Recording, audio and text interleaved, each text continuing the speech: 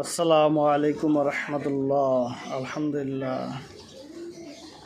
কোরআন সুন্নাহর আলোকে আমি যতটুকু জেনেছি, সৃষ্টি যার, হুকুম চলবে তার।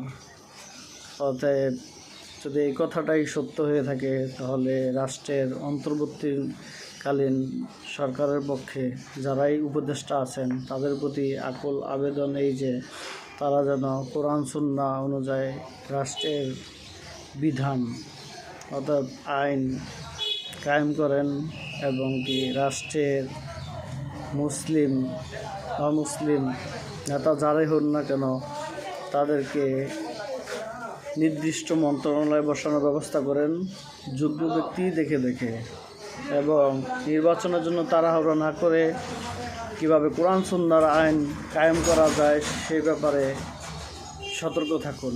আসসালামু আলাইকুম।